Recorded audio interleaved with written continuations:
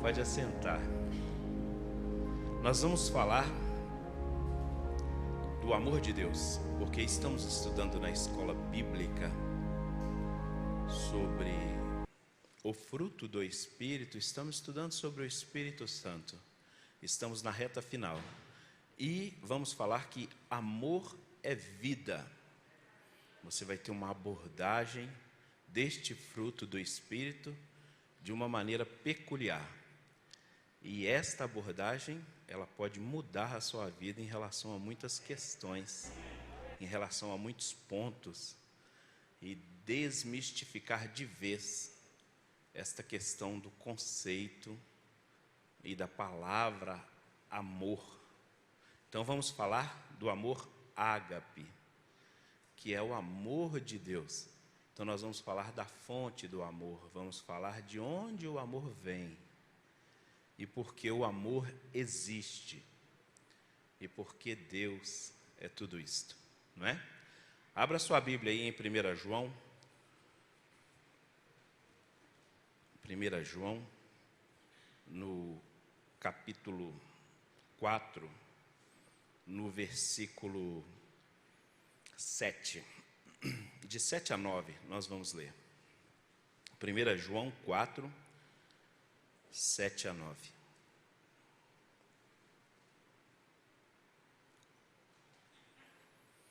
Diz assim: Amados, amemo-nos uns aos outros, pois o amor procede de Deus. Aquele que ama é nascido de Deus e conhece a Deus. Quem não ama não conhece a Deus, porque Deus é amor. Foi assim que Deus manifestou o seu amor entre nós. Enviou o seu Filho unigênito ao mundo para que pudéssemos viver por meio dele. É isto. Olha, Deus, ele é a fonte de todo amor. Quando nós vemos isso, a gente está lendo aqui que o amor veio de Deus. Então ele é a fonte de todo amor. Quando nós entendemos de onde vem, nós passamos a entender os benefícios de onde vem. Quais são os benefícios que aquilo pode nos trazer? Aqui, essa água potável que você recebe na sua casa, ela vem de uma fonte e tem todo um controle sistemático para que essa água chegue a você. Então, um dos pontos importantes é exatamente os testes. São feitos quanto à potabilidade desta água, quanto ao controle dela, até que ela chegue até você. Aí você tem uma segurança em receber esta água, porque existe um controle. Ela vem de uma fonte confiável. Então, quando estamos falando de amor, nós temos que entender de onde vem o amor. O amor vem de Deus, porque nós acabamos de ler aqui agora. O verso 4, ele manda que a gente ame uns aos outros. E diz que todo amor procede de Deus. Então Deus é a fonte de todo amor. Aí vem a questão da pergunta: esta fonte é confiável? Igual a água que você recebe? Está aí o pastor Moisés, que trabalhou muito tempo lá, controlando a água para chegar na sua casa. O engenheiro advogado Joaquim também, trabalha lá, controlando essa água, né? Então, o que acontece? Esta questão de você ter consciência de onde vem é que vai te dar o estado de segurança. Se vem de Deus, procede de Deus. Por isso é que a Bíblia diz, e nós lemos ali agora, que Deus é amor. Por quê? Porque a fonte de todo amor vem de Deus. Então, quando nós falamos Deus é amor, quer dizer que a fonte do amor vem dele. Ele é a essência, ele é a manifestação do amor. Se a fonte é de Deus, então automaticamente eu sei que Deus é amor. porque vem dele. Se vem dele, é para ele que nós mandamos, é dele que nós recebemos. Um outro ponto. Mas mostra no versículo que nós lemos que foi assim que Deus manifestou o seu amor para nós. Enviou o seu Filho unigênito ao mundo. O que Deus fez? Ele precisava de canalizar esse amor para a terra. Ele precisava de mandar este amor para que a terra recebesse este amor. Então, ele fez um canal, ele fez uma ligação direta na terra. Jesus é o duto de ligação para que o amor chegasse à terra. Essa é a essência da obra, porque o amor estava todo com Deus, mas era necessário mandar este amor para a terra. Então, assim como a água chega na sua casa através dos canos, Jesus é esta ligação, Jesus é esta manifestação da ligação de Deus para a terra. Quando você liga a sua torneira, sai água. Quando você liga a Jesus, sai amor, porque a fonte vem de Deus para a sua vida. Então nós temos que entender isso. Essa ligação, ela foi direta para nossas vidas. Jesus então é o canal. Por isso ele fala que ele deu o seu Filho unigênito para que pudéssemos viver por ele e por meio dele. Então o jeito de viver o amor de Deus é através de Jesus. Não existe outro canal. Por isso é que a Bíblia diz, e Paulo diz, que se pregarem outro fundamento para você, que não seja Cristo, não precise confiar, porque esse fundamento é falso. Esse cano não é o cano que liga ao amor de Deus. O fundamento do amor na terra é Cristo. Por isso é que a Bíblia diz que Cristo em vós, esperança de glória. Porque sem o Senhor, nada poderíamos fazer, porque o Senhor é a nossa ligação. Outro fato, amor não é sentimento. Amor não é sentimento. Isso prega-se muito por aí, e eu vou mostrar para vocês que realmente não é sentimento. Amor é vida. Amor não é sentimento. Amor é vida. Porque o sentimento, ele tem variação. O sentimento, ele pode variar de acordo com a situação. Mas, porém, quando falamos de vida, não. Vida é vida. E amor é, acima de tudo, ação. Então, amor, ele é uma ação que gera vida. Quando você age com amor, você age no sentido de gerar vida. Amor é vida, amor é ação, amor é mudar a situação. Por isso que lá está dizendo, foi assim que Deus manifestou o seu amor entre nós. O que ele fez? Ele agiu, ele enviou o seu Filho unigênito ao mundo, para que nós pudéssemos viver através dele. Então a ação que nós vivemos hoje é Jesus. Nós vivemos para Jesus, nós vivemos em Jesus. O amor, ele é manifestado através de Jesus, e Jesus é esta vida.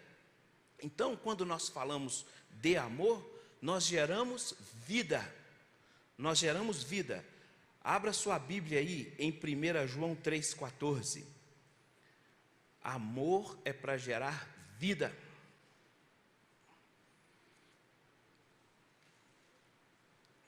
Tá na carta de João mesmo aí que você estava lendo. Diz assim: sabemos que já passamos da morte para a vida, porque amamos nossos irmãos. Quem não ama permanece na morte. Você sabe que passou da morte para a vida porque você ama os seus irmãos. Então, quem não ama, permanece na morte. Por que permanece na morte? Porque não está manifestando a água pura da fonte, o amor puro da fonte.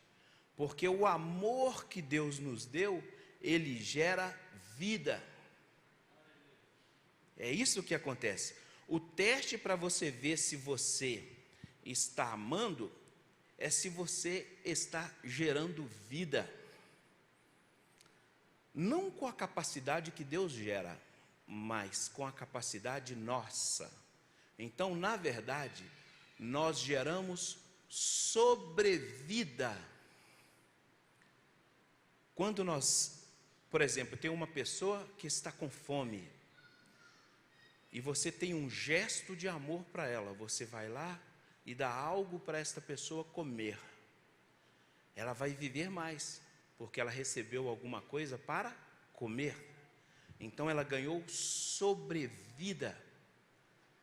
Ela entende que aquilo dali vai dar mais vida para ela, porque ela precisa de comer. E acontece na prática, não é isso? Aí ela vai considerar que o seu gesto foi um gesto de amor. E dependendo do modo como você faz, ela vai entender a manifestação de Deus. Tem uma história muito bacana que eu gosto muito dela.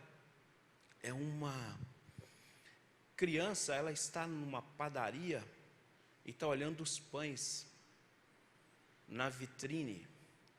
Aí passa um homem e ele vê esta criança olhando os pães, mas ela não pede nada para ele. Aí ele entra, compra as coisas que ele queria comprar e compra alguns pães e doce para aquela criança. E quando ele sai, ele entrega para ela. Aí ela fica maravilhada e olha aquele tanto de comida que o homem deu para ela. E de repente o homem começa a andar. Ao invés dela ir embora, ela corre para o homem e pergunta para o homem, puxa a camisa dele, e quando ele vira para trás, ela pergunta para ele, o Senhor é Deus? Porque ela ganhou sobrevida. Ela recebeu algo que ela estava pedindo para Deus. Então o que você é? Você é o cano, você é o canal para trazer o amor de Deus para a terra. Deixe o Senhor falar com você, deixe o Senhor ditar para você, deixe o Senhor expressar o quão o amor dele pode vir para você. Deixa o Senhor expressar o amor dele através da sua vida. Seja um canal de bênção de Deus. Deus precisa de canais, Ele precisa de pessoas. Por isso é que a Bíblia diz que nós somos os ramos da videira. A mesma essência da videira tem que ser manifestada nos ramos. Por isso que Jesus Cristo identifica o fruto que há em você, por causa da videira que você está. E qual fruto tem que ser este? O amor. Por isso o amor é o maior entre todos os dons. Porque a essência de Deus é amor. Você nasceu para isso. Você nasceu para manifestar a essência de Deus. Comece a procurar as pessoas que estão precisando desse amor. E manifeste esse amor. Comece a dar sobrevida para as pessoas. O amor dá sobrevida. O amor é que gera a vida. E nós, como veículos, geramos sobrevida. Vamos falar do amor de Deus como fonte, para você ver se ele é grande. O amor de Deus. O João 3,16, você está muito acostumado, né? Você está muito acostumado com João 3,16. Não é isso? Abra sua Bíblia aí. Diz assim, ó: porque Deus tanto amou o mundo que deu seu Filho unigênito, para que todo aquele que nele crer não pereça, mas tenha vida eterna. Nós pregamos muito esse versículo. Às vezes a gente lê e nem está entendendo o que estamos lendo. Eu sempre peço para o Senhor: Senhor, me explique. E o Senhor me mostrou a essência desse versículo para trazer essa mensagem para você. Me mostrou duas essências que eu considerei magnífica. E eu vou compartilhar com você. Esse aqui do João 3,16 fala assim, que Deus amou tanto o mundo. Ele amou tanto, mas amou tanto que deu o seu Filho. Então, se Deus é amor, Ele deu o seu Filho, para que todo aquele que nele crê não pereça. Perecer é conceito de algo estragado, morto. Tudo que tiver o título de perecível, se você não deixar na temperatura ideal, vai morrer, vai perder. Para todo aquele que nele crê, não se perca, não perda, não tenha a sua perda por completo. Então, por exemplo, é produto perecível, um frango é perecível. Se você não deixar na geladeira, no ponto certo, vai perecer. Está morto, pronto para consumir, mas pode estragar. Tem que estar na temperatura ideal. Deus, dando o seu amor, Ele idealizou, olha como é que é fantástico, a nossa carne morta, pois estávamos perdidos entre nossos delitos e pecados. E Deus colocou a gente numa temperatura ideal para recebermos o amor dEle. Hoje, o seu corpo é templo do Espírito Santo. Você está guardado no refrigério de Deus. Você está controlado pela temperatura de Deus. Mas tem mais, não é só isso. Amou o mundo de tal maneira para que todo aquele que nele crê não pereça, vá para a geladeira de Deus, mas tenha vida eterna. O amor que Deus injetou em você, através de Jesus Cristo, te deu vida eterna. Amor não é vida? Amor não é vida? Se amor é vida, o amor que você recebeu através de Jesus Cristo foi tão grande, mas tão grande, que este seu corpo que estava morto, passou a ganhar, através de Jesus, com um novo espírito, vida eterna. Amor é vida. Por isso é que Deus amou o mundo de tal maneira, e que deu o seu Filho unigênito, para todo aquele que nele crê, não pereça, mas tenha vida eterna. Então Deus injetou um amor em você, de um modo tal que você agora tem vida eterna. Amor é vida. Amor é vida. É isso que Deus fez. Deus amou tanto que te deu a vida eterna. Agora, temos uma outra variável, e essa eu tenho que registrar para você para terminarmos. Sobre a questão de amar os inimigos. Os nossos inimigos, eles foram feitos para serem amados. Este foi o segundo ponto que o Senhor me mostrou. Mas é muito difícil você amar os seus inimigos. A Valéria, que fica escondida lá, ó, lá em cima, né? é a nossa Copisdeck, ela faz a revisão disso aqui. O Ramaia geralmente cria as artes, isso aí o Ramaia criou. E a Valéria revisa para lançar aqui. Ela fica lá em cima com o pessoal do som, muitos não a veem, porque ela chega antes, né? E depois que termina, ela desce. É igual o Espírito Santo, né? A Valéria, você não está vendo, mas ela está aqui presente. Né? Pois é. Mas aí, quando ela revisava, eu falei, Valéria, eu estou em expectativa quanto a essa palavra. Aí ela falou assim, eu vi. Também espero chegar domingo. Porque te digo, pastor, como é difícil nós amarmos as pessoas que estão nos fazendo mal. Porque o inimigo está te fazendo mal. Como você vai amar uma pessoa que está te fazendo mal? Aí eu disse para ela, olha, foi exatamente isso que o Senhor me mostrou. E por que o Senhor fala isso? Por que Ele diz isso? Abra sua Bíblia aí em Mateus 5, 43 e 44.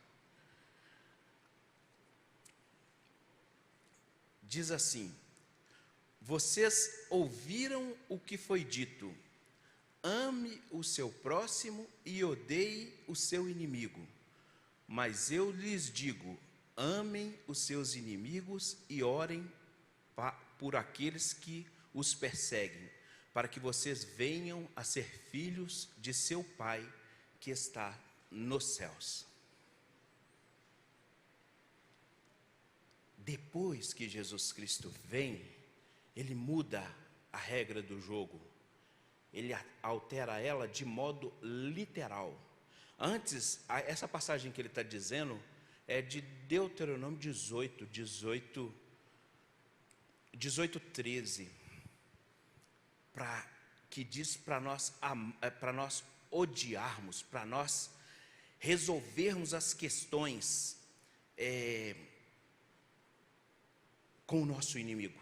Amemos o nosso próximo e resolvamos a questão com o nosso inimigo. É Antigo Testamento. Aí ele vem com uma correção. Porque a regra do jogo, depois que Jesus Cristo veio, mudou. Agora é o reino que está imperando. Você tem que ter uma visão de reino para ter uma vida cristã. O nosso maior problema entre os crentes é esta visão de reino. Quando você tem a visão de reino, o seu jeito de entender a Bíblia muda literalmente. É necessário que você entenda que Jesus Cristo veio trazer um reino. E este reino, ele foi corrigido. E é um reino de quê? Ele não é o canal de bênção, ele é o canal de amor. Por isso, ele tem que reacertar a regra do jogo.